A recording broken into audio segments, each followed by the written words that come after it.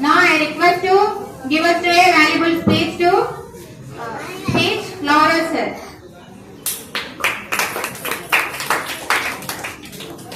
Good morning all. Good morning all. Okay, thank you. వేదికపై ఉన్న principal గారికి మరియు ఈరోజు పిల్లలుగా ఉన్న మిమ్మల్ని ఒక ఉన్నతమైన స్థానానికి తీసుకువెళ్ళడానికి స్కూల్కి వచ్చిన 9 o'clock నుండి వెళ్ళేంత వరకు మీరందరూ కూర్చొనే ఉంటారు. కానీ టీచర్స్ నించోనే పాఠాలు చెప్తారు, నించోనే జీవితం అంతా కూడా గడుపుతారు. ఓకేనా స్కూల్లో. కానీ మనం మాత్రం ఒక ఉన్నతమైన స్థానానికి వెళ్తాం, ఏసీ రూమ్ లో కూర్చుంటాం, జాబ్ చేసుకుంటాం.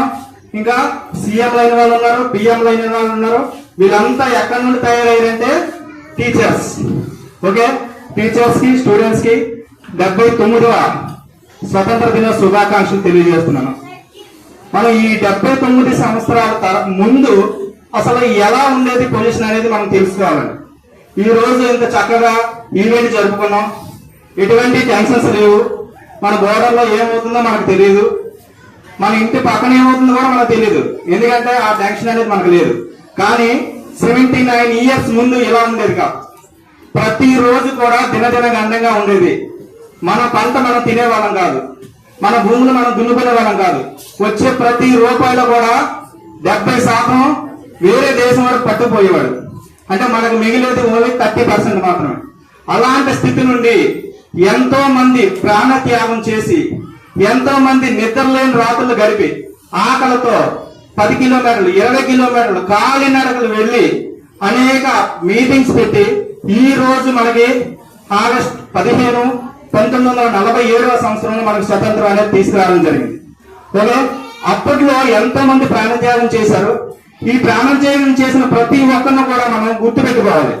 రేపొద్దున మనకి దేశానికి ఎటువంటి సమస్య వచ్చినా, ఎటువంటి అవసరం అయినా మేము ముందున్నాం అనేటట్టుగా మనం అందరం ఈ రోజు నుండే, మనం చిన్నప్పటి నుండే ధైర్యంగా దమ్ముగా ఉండాలి. నెక్స్ట్ వన్ ఏంటంటే, మనకి ఈ స్వతంత్ర దినోత్సవంలో, స్వతంత్ర పోరాటంలో ఎంతమంది అయితే పాల్గొన్నారో వాళ్ళంతా 3 విషయాలు మైండ్ లో పెట్టుకొని ఆ యుద్ధం అనేది చేశారండి. ఫస్ట్ వన్ వచ్చేసి ఎందుకు రాదు. ఏంటండి? ఎందుకు రాదు, నా దేశానికి స్వతంత్రం ఎందుకు రాదు.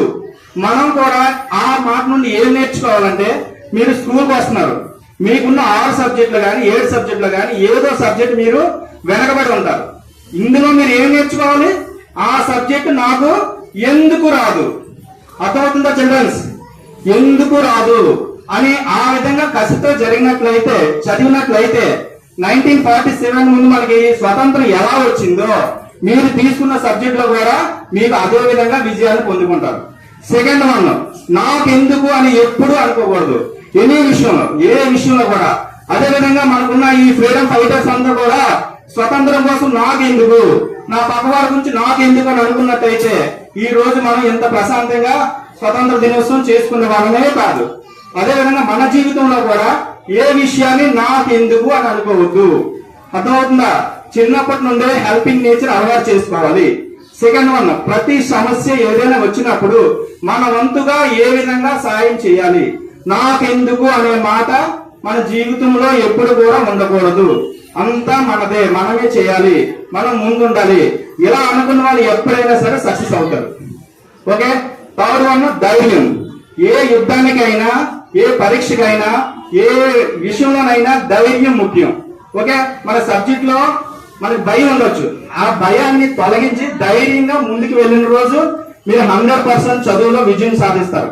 1947 ముందు ఎంత యుద్ధాలు అయ్యాయో, ఎన్ని బాధలు పడ్డారో మనం మూవీస్ లో వాటిలో చూస్తాం. కానీ అది చూపించే చాలా తక్కువ. అంతకంటే చాలా చాలా బాధలు పడినా మనకి స్వతంత్రం అనేది ధైర్యంగా తీసుకొచ్చారు. అదే విధంగా మన నిత్య జీవితంలో కూడా ధైర్యంగా ముందుకు వెళ్ళాలని, మీరు మంచి స్థానానికి వెళ్ళాలని మనస్ఫూర్తిగా కోరుకుంటూ అందరికీ మరొకసారి happy independence day. Thank you.